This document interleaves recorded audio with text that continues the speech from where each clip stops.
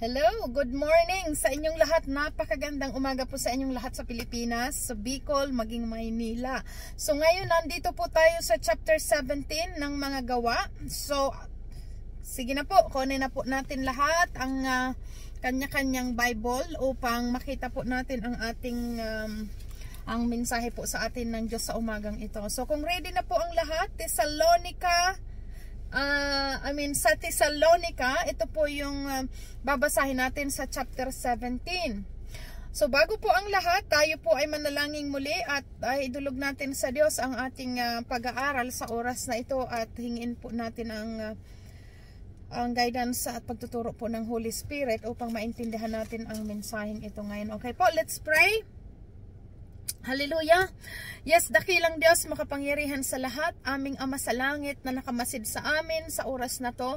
Alam po namin, O Diyos, ayon sa iyong banal na salita na andyan ka sa kalangitan at minamasdan mo ang aming mga ginagawa na yung mga anak. Kaya sa oras pong ito, Ama, dinudulog po namin sa iyo ang oras namin ngayon, ang aming pakikinig. Dalangin po namin, Ama, na ipaunawa niyo po ito sa pamamagitan ng iyong banal na Espiritu na ang bawat isa sa amin, O Diyos, maintindihan namin ang mga salita mong ito, O Lord God, at anumang mga nais mong ipaabot sa amin, maisabuhay po namin ito upang sa ganon mabigyan ka namin ng kaluguran at masunod namin ang iyong kalooban. Maraming salamat po, dakilang banal na Diyos sa langit, at inihiling din po namin sino man sa amin sa iyong harapan ang may karumihan. Inihiling po namin, O Diyos, sa ngalan ng Panginoong Hesus, ng bawat isa sa amin ay patawarin at linisin ng kung anuman mga pagkukulang po namin. And thank you, Lord. Thank you for your love. Salamat po sa lahat ng ito, Ama. Ang dalangin po namin pasasalamat sa iyo ay sa ngalan ng aming Panginoong Hesukristo. Amen. So dito na po tayo sa chapter 17. Ang sabi po dito, dumaan sina Pablo at Silas sa Amphipolis at Apollonia hanggang sa makarating sa Thessalonica. So makita kaya po natin dito sila Pablo at sila Bernabe naghiwalay kung mabasa po natin doon sa naunang chapter. So itong sila pumunta sila hanggang sa nakarating sa Thessalonica. Sabi dito, sa lungsod na ito ay may sinaguga ang mga Hudyo at ayon sa kinaugalian ni Pablo, sila'y pumasok doon. Sa loob ng 3 magkakasunod na araw ng pamamahinga, siya ay nakikipagliwanagan sa kanila mula sa kasulatan. Ipinaliwanag niya at pinatunayan na kinakailangang magdusa ang Kristo at muling mabuhay. Sinabi niya, ang Jesus na ito ang ipinahayag ko sa inyo ay ang Kristo. Ano po? Ang sabi dito, ang Jesus na ito ang ipinapahayag ko sa inyo ay ang Kristo. Naniwala at nahikayat na sumama kina Pablo at Silas ang ilan sa kanila, gayon din ang maraming kababaihang kinikilala sa lungsod at napakaraming debotong Griego. So marami po ang nanampalataya pagpuntang ito nila Pablo at Silas sa Thessalonica. May mga nabanggit pa dito na mga kababaihang mga kilala sa lungsod ang nanampalataya. Verse 5, ngunit nainggit ang mga Hudyo kaya tinipon nila ang mga palaboy sa lansangan at sila'y gumawa ng gulo sa lungsod. Ganito po lagi ang ginagawa nitong mga Hudyo kapag nakikita nila na maraming napapaniwala sila Pablo sa pangangaral, gumagawa sila po ng mga kaguluhan. Ibig sabihin, minsan nagbabayad sila ng tao upang sulsulan, naparatangan sila Pablo ng kasinungalingan. Ito na naman dito, nainggit na naman sila, kaya ginawa dito? Tinipo na naman nila ang mga palaboy sa lansangan at sila'y gumawa ng gulo sa lungsod. So dinidistract po talaga nitong mga Hudyo na to ang pangangaral ng mga apostol patungkol sa Panginoong Hesus bilang Kristo. Sabi pa dito, nilusob nila ang bahay nila Jason at pilit na hinanap sina Pablo at Silas upang iharap sa bayan. Nang hindi nila matagpuan ang dalawa, kinaladkad nila si Jason at ilan sa mga kapatid at iniharap sa mga pinuno ng lungsod. Ganito ang kanilang sigaw, Ang ating lungsod ay napasok ng mga taong nanggugulo kahit saan makarating. At sila ay pinapatuloy ni Jason. So binabaliktad nitong mga Hudyong na samantala dito po na sila ang nagbayad at nagtipo ng mga palaboy upang guluhin ang lungsod. Ngayon dahil hindi nila nakita at nagawa yung gusto nilang gawin kila Pablo, ang kinaladkad nila itong si Jason na kung saan tinutuluyan nitong mga apostol, at ito ang kanilang sinabi na ang taong ito kahit saan makarating ay sila ay pinapatuloy ni Jason. Ang mga ibig sabihin yung mga apostol na nanggugulo daw sa kanila ay pinapatuloy nitong ni Jason. Sabi pa dito, nilalabag nilang lahat ang mga batas ng emperador at sinasabi nilang may iba pang hari na ang pangalay Jesus. Kaya't nagulo ang taong bayan at ang mga pinuno ng lungsod dahil sa sigawang ito. Si Jason at ang kanyang mga kasama ay pinagmultan ng mga pinuno bago pinalaya. Kita niyo po yung kasinungalingan nitong mga Hudyong ito, no? Grabe pong ginawa nilang mga pagparatang dito dahil hindi nila nakita itong sila Pablo.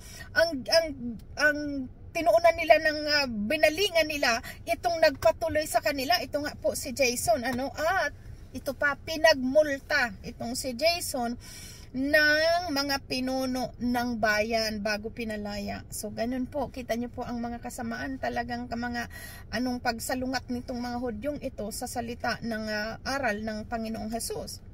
So dito naman po tayo sa Berea. Tingnan natin. So yung nangyari kanina na binasa ko, yan po ang nangyari sa Thessalonica nung nakarating doon sila Pablo at si Silas. Ngayon tingnan naman natin dito pagdating nila sa Berea.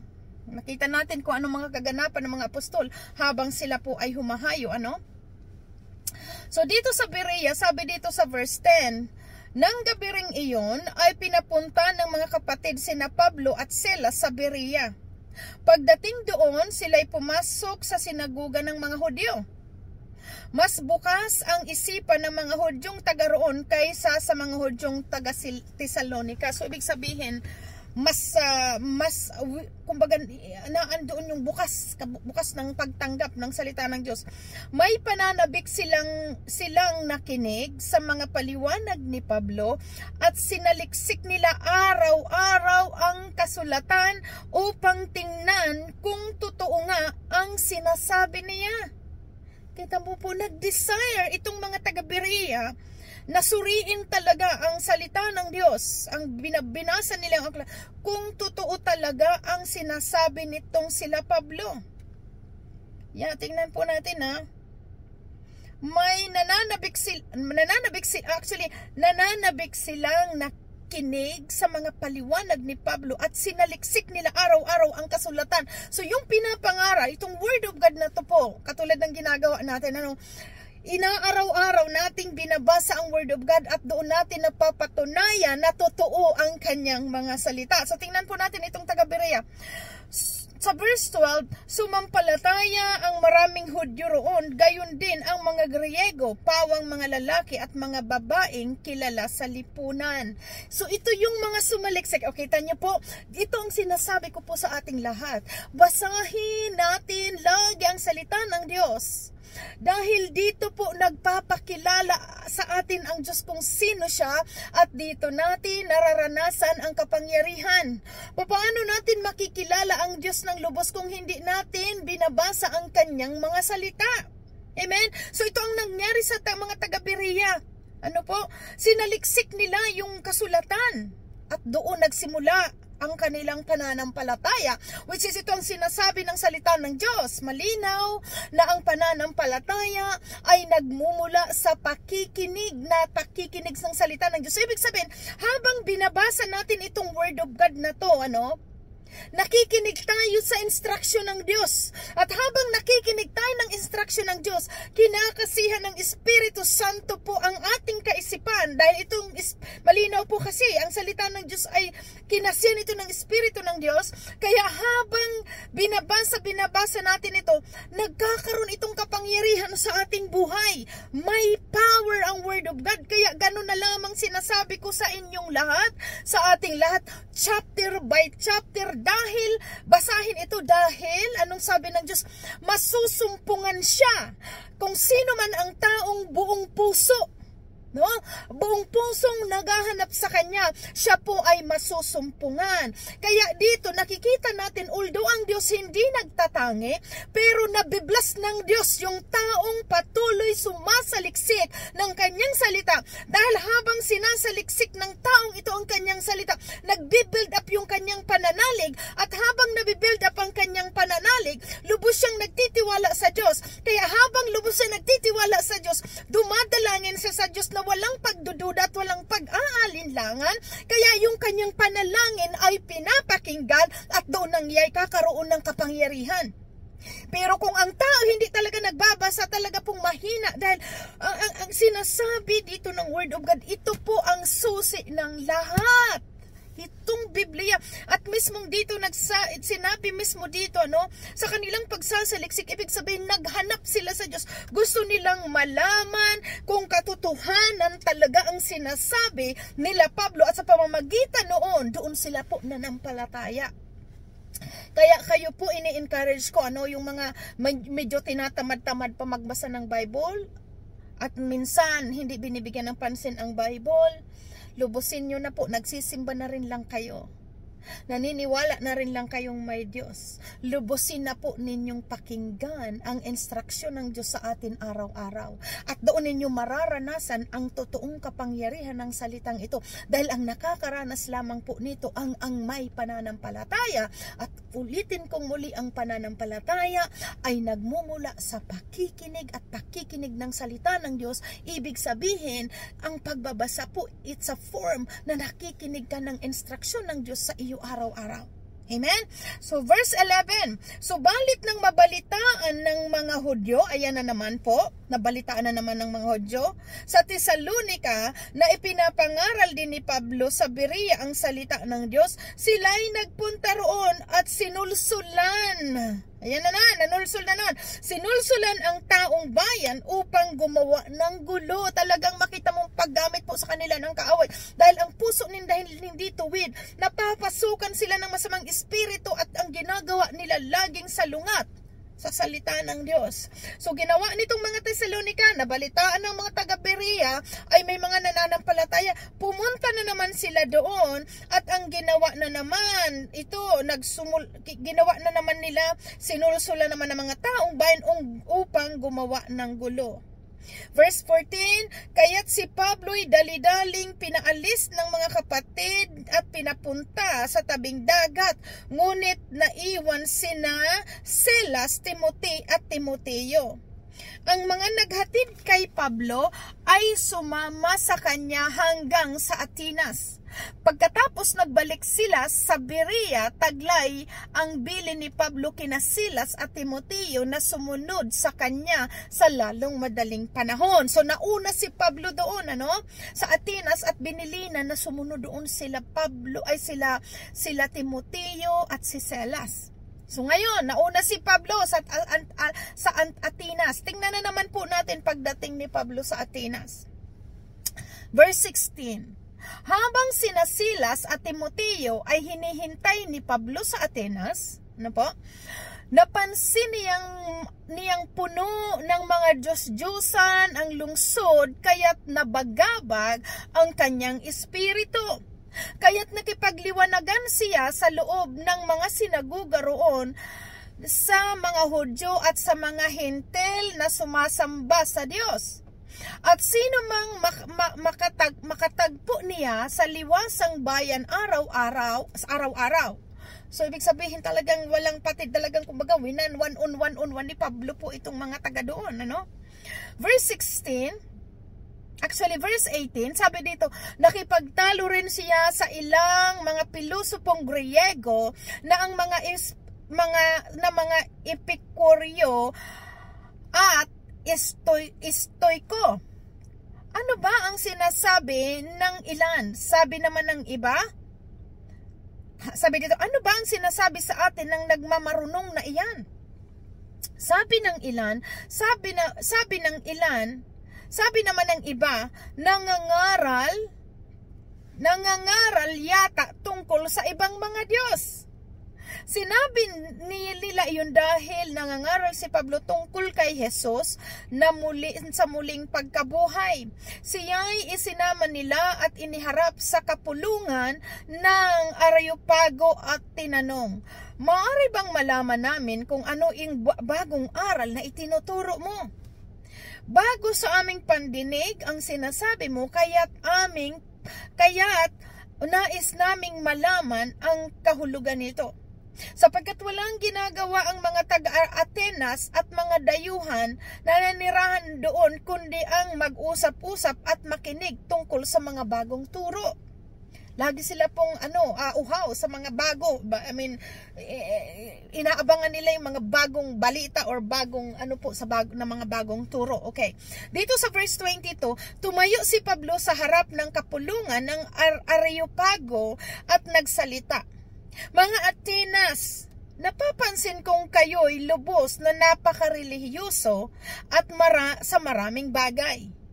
Sapagkat sa paglalakad ko sa lungsod, sa pagmamasid sa inyong mga sinasamba, nakakita ako ng isang dambanang may nakasulat, sa Diyos na hindi kilala. Ang Diyos na inyong sinasamba, kahit hindi ninyo nakikilala, ang siya kong ipinapangaral sa inyo. So kasi naglagay itong mga to ng karatula na parang ang Diyos na hindi kilala. Kaya ang sabi ni Pablo, yung Diyos na hindi nyo kilala, ito ang ipapangaral ko sa inyo. 24, tingnan nyo po, verse 24. Ang Diyos na gumawa ng sanlibutan at lahat ng naririto ay ang Panginoon ng langit at lupa at hindi naninirahan sa templong ginawa ng tao. Kasi pinapaliwanag, kung maalala po natin doon sa book of yung tinutukoy doon sa kay Haring Solomon na kumbaga, sino ba ang makakagawa ng tirahan ng Diyos? Na malinaw ang sabi doon, ang langit ay ang kanyang, anong tawag dito? Ang lupa ay tungtungan ng kanyang paa. At hindi ko po maano kasi yung sa Isaiah ba yun na ang sinasabi, ang tinutukoy parang ganito po na hindi pwedeng gawa ng tao ang Diyos ng tirahan kasi pag-aari niya po ang lahat at hindi siya naninirahan. Malinaw po dito, hindi siya naninirahan sa mga gawa ng tao. Hindi siya nangangailangan ng anuman ng tulong ng paglilingkod ng tao sapagkat siya ay mismo ang naglagay ng buhay, hininga at lahat ng bagay sa sangkatauhan. So pinapaunawa dito ni Pablo sa kanila na hindi siya naninirahan sa templong ginawa ng tao kasi malinaw po ang Espiritu ng Diyos sa ating pagpapaunawa. Naninirahan saan? Sa puso po natin, Sa puso natin naninirahan dahil ang Diyos ay Espiritu at naninirahan siya sa puso ng tao. Ngayon, ano yung mga tinatawag na simbahan? Ang mga simbahan at templo po, ginagawa natin iyan upang tayo ay mag-assemble for fellowship. Ibig sabihin, dyan tayo nagkakatipon-tipon upang purihin ang Diyos, pero hindi naninirahan ang Diyos sa mga simbahan. Napakalinaw po dito sa ating pag-aaral na hindi naninirahan ang Diyos sa anumang gawa ng tao, kundi naninirahan ang Diyos sa puso po natin. Ginagawa ang mga templo, ginagawa ang mga simbahan upang ang mga anak ng Diyos ay sama-samang mag-abot ng papuri at pagsamba sa Kanya. Napakalinaw, pinapaunawa po dito ni Pablo na ang lahat ng bagay ay gawa ng Diyos na kanyang ipinapangaral. Teka lang po kasi madilim na po dito sa akin. Papailawin ko lang sa dito. Okay. Kasi po Kapag nasa bahay ako nagpe-preach, meron kasi akong maliit na aso, bigla na lang siyang natahol. Kaya mas ginugusto ko pong dito ako sa park para walang halong ang aking ang pag-share. Kasi many times na nagpe-preach ako sa bahay and then nakakarinig ng kaluskos yung alaga kong aso, biglang tumatahol at nakakasama sa record. Kaya dito ako sa park. And then katatapos ko lang po ng trabaho at padilim na dito, pero sinika pong tapusin po ito para maipadala dyan sa inyo. So anyway, so balik po tayo dito. Sa 25, hindi rin siya nangangailangan ng anumang tulong o paglilingkod ng tao sapagkat siya mismo ang nagbibigay ng buhay, hininga at lahat ng bagay sa sangkataon. So, ibig sabihin po, ang Diyos without us, nag-e-exist ang Diyos without us. Kaya nga lang, ibig sabihin, binamahal tayo ng Diyos dahil nilalang niya tayong ayon sa kanyang kawangis, at napakalinaw po dito na talagang ang pagmamahal po ng Diyos sa atin. Kaya binibigyan tayo ng pahalaga, pero ang katotohanan, hindi kailangan ng Diyos ang tulong ng tao. Amen? So napakalinaw po. So ngayon, dito sa 26, mula sa isang tao, nilikha niya ang lahat ng lahi sa buong mundo. Itinakda niya sa simula't simula pa ang kani-kanilang panahon at hangganan. Ginawa niya iyon upang hanapin nila ang Diyos. Baka sakaling sa kanilang paghahanap, siya ay matagpuan. So malinaw po dito na ginawa ng Diyos ang mga bagay-bagay sa kanilang panahon. Ginawa niya iyon upang hanapin ng Diyos. Baka sakaling sa kanilang paghahanap, siya ay matagpuan. Ibig sabihin, may mga ginawa ang Diyos na parang mag-wonder tayo. Sino ang gumawa nito? Saan nagmula ang bagay na ito? Baka sakaling sa bagay na iyon, maghanap ang tao sa Diyos at baka sakaling siya ay masumpungan, katulad ng sinasabi dito. Ang totoo, hindi naman talaga silang malayo sa bawat isa sa atin. Malinaw po. Tulad ng hindi naman talaga malayo ang Diyos sa atin. Dahil ang katotohanan, ang Diyos ay available anytime at nasa puso natin po ang Diyos sa ating puso. Kaya anytime na hanapin natin siya, nasusumpungan siya, kailangan, hindi siya malayo tulad ng akala natin na pag may problema noong mga panahon, nasaan ang Diyos sa aking sitwasyon. Ang katotohanan po, ang Lord nandito sa ating puso. Depende pa paano natin siya hanapin. Amen? So, ayan. Sabi dito, nakasalalay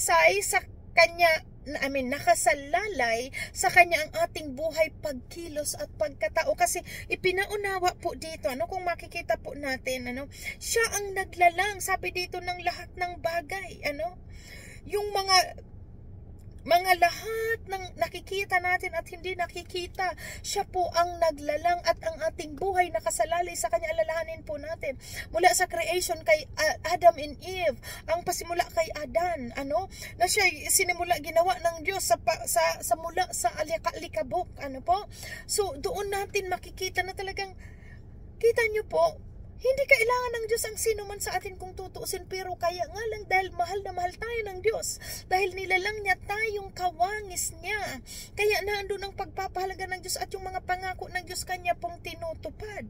Po? Kaya pinapaunawa dito na talagang ang lahat po sa atin ay nasa Diyos nagmumula. Kailangan siyang sambahin, kailangan siyang parangalan, kailangan siyang pasalamatan. Amen? Sabi dito, tulad ng sinasabi ng ilan sa inyong makata, tayo nga'y mga anak niya. Ito po yung tinutukoy dito, na kung tutuusin, kaya tayo pinapahalaga ng Diyos dahil itinuring tayong anak ng kataas-taasan, itinuring tayong anak niya, at ayon sa nasusulat po dito 29, sapagkat tayo'y mga anak ng Diyos, huwag nating akalain na ang kanyang pagka-Diyos ay mailalarawan sa ginto, pilak o bato na pawang likha ng isip at gawa ng kamay ng tao. So pinapaunawa po dito sa bandang ito, dahil itong mga taga-Atenas, marami silang mga sinasambang mga Diyos, iba't ibang klaseng Diyos na mga gawa sa kamay. Naiintindihan po natin Ang Diyos ay hindi naninirahan sa anumang bagay na gawa ng kamay ng tao dahil siya ay Espiritu ng Diyos ay naninirahan sa ating puso. Yan yung banal na Espiritu nag-uudyok sa atin na sambahin siya. Yan yung Espiritu ng Diyos na nagtuturo sa atin ng tama at lumayo sa mga kasalanan. Diyan po naninirahan ang Diyos sa ating puso at hindi sa mga building na itinayo ng tao. And again, maintindihan natin noon, ang akala natin ang simbahan na andyan ang Diyos sa simbahan nakatira. Malinaw pong hindi. Ang simbahan ay ginagawa na lamang ng ating pagtitipon. Kung saan tayo nag-assemble ng gathering upang doon sa pagtitipon natin bilang mga anak ng Diyos, doon tayo sama-samang nagpupuri sa Diyos. Amen? Katulad ngayon, naandyan kayo. Pag naandyan kayo sa basketball court at sa isang tulda sa Bicol na maliit na ganyan, hindi dyan naninirahan ang Diyos. Naninirahan ang Diyos sa ating puso. Kung kaya nga lang, malinaw dito sa ating pag-aaral, kumbaga, ang Diyos, bumababang Espiritu ng Diyos, malinaw doon, isa man o dalawa, nagkatipon sa kanyang pangalan. Siya ay nasa kanilang kalagitnaan. Kaya kung kayo na andyan, magkakasama kayo, malinaw po sa salita ng Diyos, nagkakatipon ang kanyang mga anak upang siya ipapurihan at ang Diyos naman ay naandyan sa inyong kalagitnaan. Isa man o dalawa ang magkatipon sa kanyang pangalan, siya ay nasa kanilang kalagitnaan. So yun po ang ng simbahan, yung simbahan para magkatipon-tipon ang kanyang mga anak, tayong mga anak ng Diyos, at siya po ay papurihan. Pero pag alis natin dyan sa lugar na hindi ibig sabihin na pag alis nyo na dyan at dyan ang akala nyo naandyan na ang Espiritu ng Diyos sa basketball court o naandyan na ang Diyos doon sa tulda o sa anumang simbahan na ginawa. Hindi po, napakalinaw.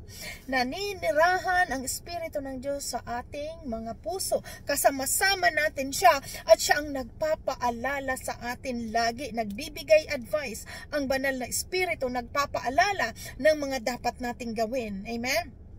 So nalilinawan tayo kasi noon ang akala natin na nandoon ang Espiritu ng Diyos sa church. Malinaw po, hindi siya naninirahan sa mga gawa ng tao, sa mga gawa ng kamay ng tao. Ayan. So, tayo yung mga anak niya, sapagkat 29, sapagkat tayo mga anak ng Diyos, huwag nating akalain, ito pong sinasabi dito, huwag nating akalain ang kanyang pagka-Diyos ay mailalarawan sa ginto, pilak, o bato, o napawang likha ng isip at gawa ng tao. Okay? So yan po, kasi gumagawa nga sila ng iba't ibang mga kung ano-ano mga ginagawang sinasamba po nila. So malinaw, hindi tayo sasamba sa anumang ginawa ng kamay ng tao. Kasi God is a spirit. Sambahin natin siya sa espiritu at katotohanan, which is spirit and katotohanan is the word of God. So yan po ang katotohanan. So verse 30, sa nagdaang panahon ay pinalampas ng Diyos ang di pagkakilala sa Kanya ng mga tao, ngunit ngayon iniuutos niya sa lahat ng tao sa bawat lugar na magsisitalikuran ang kanilang mga kasalanan. Ulitin kong muli, sabi po dito. Sabi dito sa 30, sa nagdaang panahon ay pinalampas ng Diyos ang di pagkilala sa Kanya ng mga tao. Maraming panahon po tayo, na kahit tayo man din, for how many years, na hindi natin nakikilala ang Diyos, o hindi mahalaga, kumbaga noon ay kung ano lang ang buhay natin, we don't care, di ba?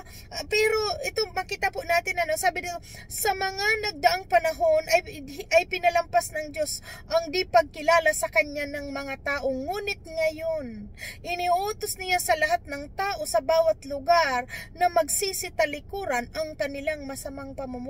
At mapansin po natin, sa akin, kung maalala, nung mga high school ako, 1980s, walang ganito po na mga nag-aaral ng Word of God.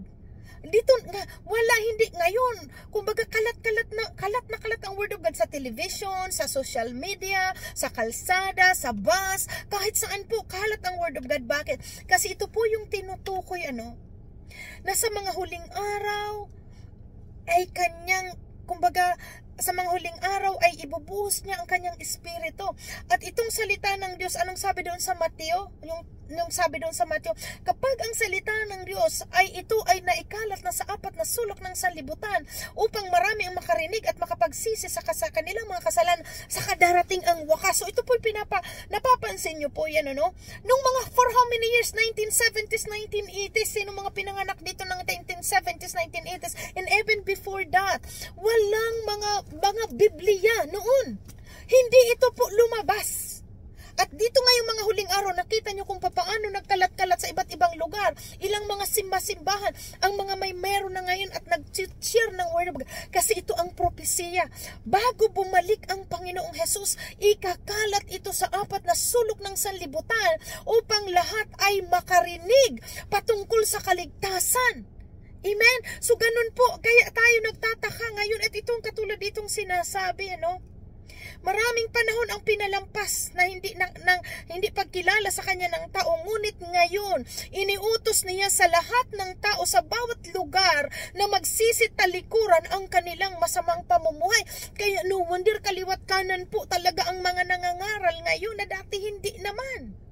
So ito ang patunay po na talagang nakapropesiya.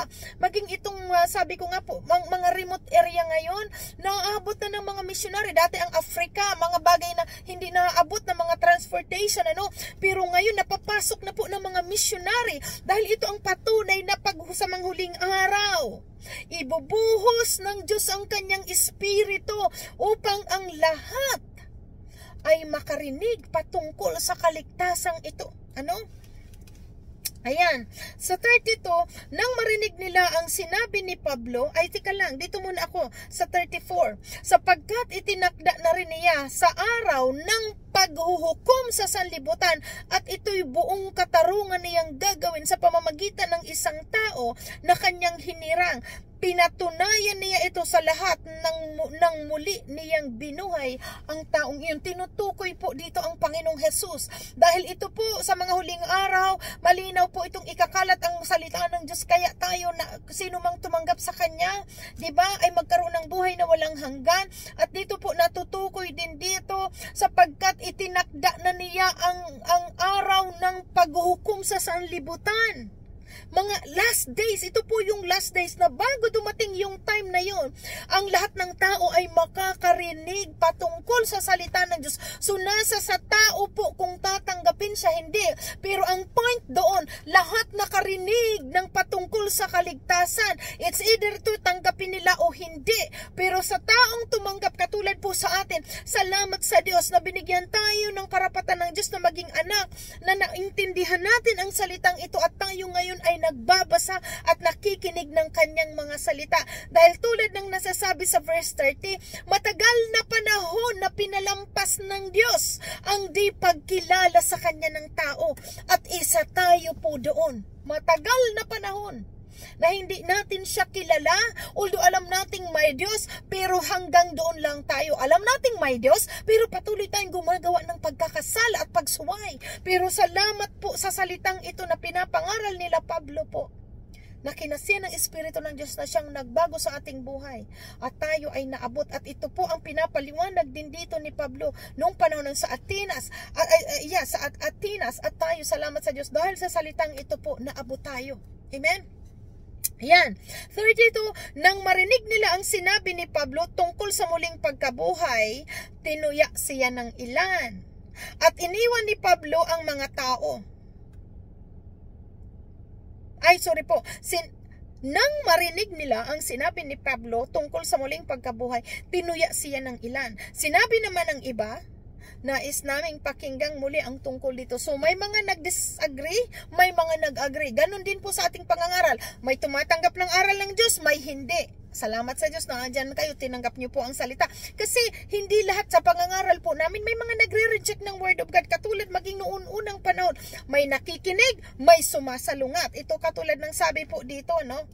May ilan sa kanila ang tinuya tinuya siya ng ilan. Sinabi naman ng iba, nais naming mapakinggan kang muli tungkol dito, at kayo po yun, kayo ang tumanggap ng salita ng Diyos. At sabi dito, at iniwan ni Pablo ang mga tao. May ilang sumama sa kanya at sumampalataya sa Diyos, kabilang dito si Dionisio, nakaanib sa kapulungan ng Areopago, isang babaeng nagngangalang Damaris, at mga iba pa. So ito po yung nangyari doon sa pangangaral ni Pablo, pagkagaling nila Pablo doon sa kung maalala po ninyo yung sa chapter 16. So ito ngayon, nakarating sila sa Thessalonica, na ipangaral doon, nakarating sa Berea, sa Atenas, at ito po ang hallelujah.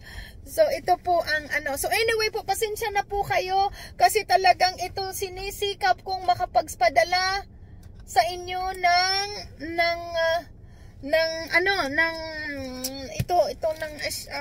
preaching sa inyo, kaya gagawin po na sa abot po, salamat sa Diyos na kahit sa anong kaparaanan nakakapagpadala po ako sa inyo dyan ng preaching, umaga man, gabi man. Salamat po sa Diyos. Kaya patuloy kong ini-encourage ang lahat na patuloy makinig po ng salita ng Diyos, dahil talaga pong pinapakinabangan ito gusto ng ating mga buhay. Ganun po kadakilang Diyos. So God bless everyone, at sige po, pasalamat tayo sa Diyos. Amang banal, salamat pong muli, O Lord, na kahit sa ganitong paraan, kahit madilim dito sa part, salamat po sa iyong patnubay sa akin, ang iyong banal na espiritu, na na-share ko po ang patungkol sa chapter 17 ng Gawa. Lord, thank you so much sa mga puso na binuksan niyo ang kaisipan, maging sa akin po mga kaunawaan namin tungkol sa mga salitang ito. Pinapasalamatan ka namin, aming Ama sa langit, palagi nakamasid sa amin, pinupuri ka namin ang puso namin, Lord, ay inaalay namin sa ang aming buhay, ang lahat po sa amin, Ama, nais po naming sambahin ka ng buong buhay namin, buong kalakasan, ng buong pag-iisip at ng buong kaluluwa. Kaya salamat Yahweh, thank you so much Father God, at ang dalangin po namin ito at pasasalamat sa iyo ay sa ngalan ng aming Panginoong Heso Kristo. Amen. Amen. So God bless po. Bye-bye. Hanggang sa linggong muli. Keep reading the Word of God. So bukas, chapter 18, 19, 20, hanggang sa dire-diretso, hanggang Sunday po, magkita-kita tayong muli through dito po sa pag-preach ko. Salamat. God bless. Bye-bye.